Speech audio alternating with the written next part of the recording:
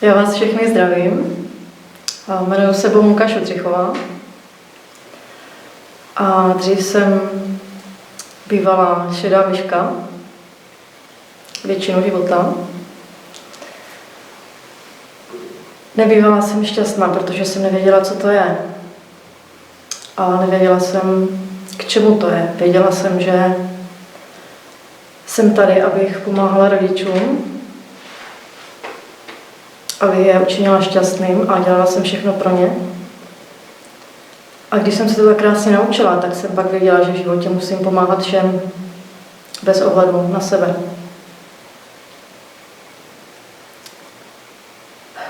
V životě jsem si nikdy nespívala, netančila, protože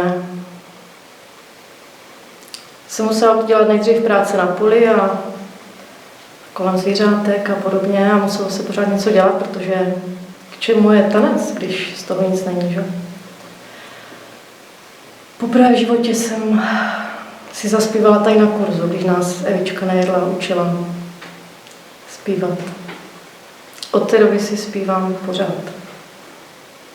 Je to prostě nádhera. Moje dcerka 4letá jenom zpívá a tančí celý život. Jenom si ho užívá. Takže děkuju i za to, že umět si zaspívat v životě, to je prostě nádhera. Nestydím se zpívat před lidma. Což jsem si absolutně neuměla představit. Vždycky jsem jenom otvírala pusu. Bývala jsem šedá myška a dneska jsem tady za princeznu a jsem s tím úplně v pohodě, je mi to jedno. A co mi dala metoda růž? Jestli zvažujete, že byste šli do metody růž nebo do něčeho jiného, co vám nejlépe pomůže ke šťastnému životu, tak se mi to teď zhrnulo do takových pár slov. Že člověk, když má svoje vnitřní přesvědčení, které si vytvoří ve svém dětství, a například jako já od dětství ví, že chlapi jsou zlí, všichni fakt se rozhlední kolem, tak jsem se přesvědčila, že to je pravda. A když člověk ví, že chlapi jsou zlí, všichni, tak když potká pak chlapa, tak jaký je, že? Je prostě zlý, takže pryč od něj. A když slyším od dětství, hlavně se holka nevdávej, nebo budeš nešťastná, tak co asi, že? A v životě zažíváme situace, pokud jsou špatné, tak je to proto, že jsme uvěřili někdy v minulosti tomu, že to prostě tak je.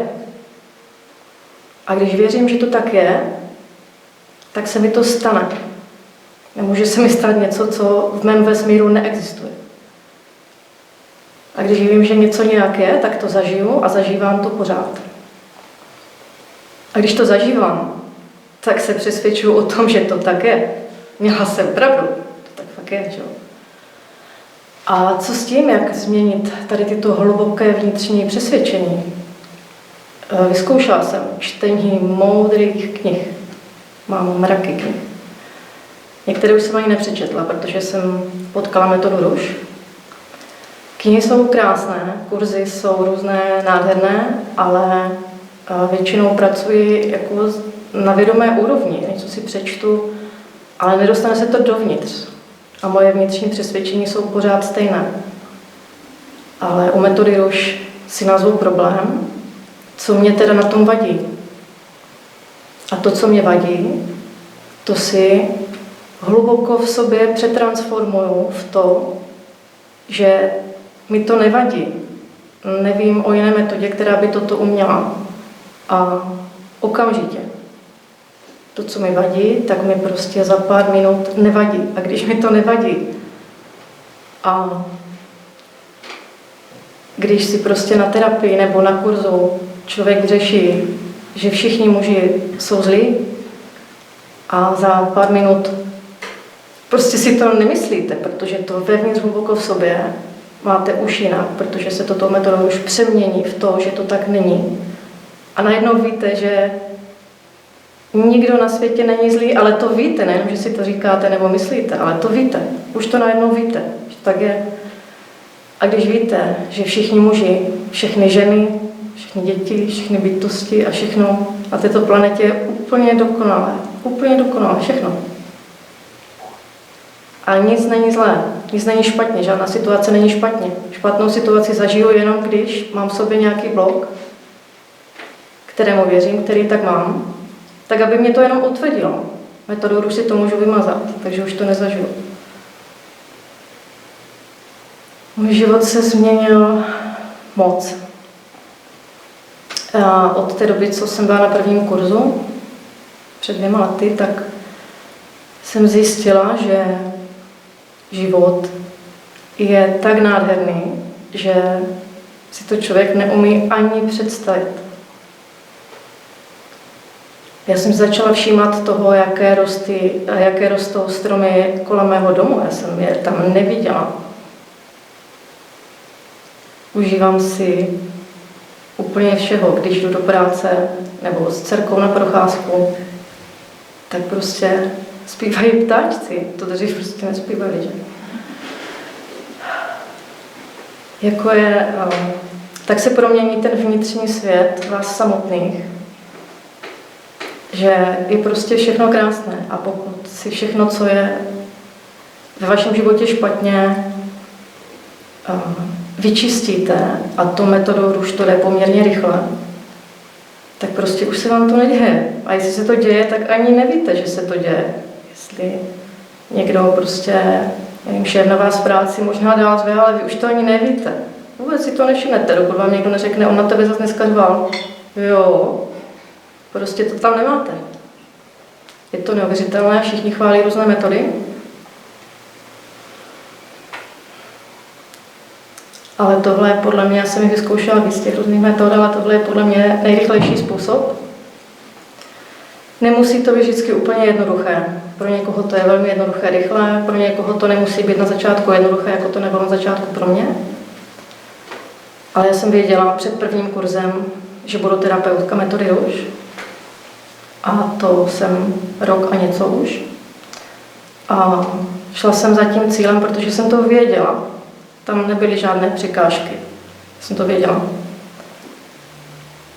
A chci ukázat tento svět, který teď žiju já, ten svůj vnitřní pohled, ty okamžiky, které zažívám já, aby to mohli zažít v životě všichni. Protože není nic krásnějšího, žádné peníze, ani prostě sláva, ani nic to nenahradí. To každosekundové prožívání života. Vy jste šťastní, když se nemusí vůbec nic dít. A je vám nádherně a prostě pozorujete z okna. Jenom jak se hýbou lístečky na stromech a je to úplně boží. Nic podobného jsem nikdy nezažila. Takže děkuju kamarádce, která mě řekla o metodě růž. Děkuju sobě, že jsem na sobě tak zamakala, že jsem se prokousala tím, že to pro mě začátku jednoduché nebylo. Ale buď si to trápení v sobě člověk nechá, si řekne, no, tak to je nějaké složité, to asi není pro mě, to je těžké. Ale když si představíte, že prostě šlápnete do psího nebo do nějakého jiného a nosíte to pak na botě a prostě si na to zvyknete, že prostě tak trochu smrát pořád, ale nebudu se do toho pouštět, protože prostě to fakt smrdí, když to budu umývat, že? Tak hodím boty někam pryč a nechám to tak a pořád v tom baráku něco tak trochu smrdí, ale dá se to vydržet. Pak se na to zvyknu, pak už to necítím. A tak lidé žijou, takže většina lidí. A nebo si řeknu, když už jsem hodila 20. smradlavé boty do kouta, ale tak to už je fakt, jako to už nechci. A rozhodnu se, pustím se do toho. A jako jo, když to vezmu a začnu to odrypovat, tak to je fakt jako nechutné. A spousta lidí to vzdá, protože to bolí, brečí. tak je to bolestivé někdy prostě při té terapii a pláčeme a fakt to bolí někdy. Ale potom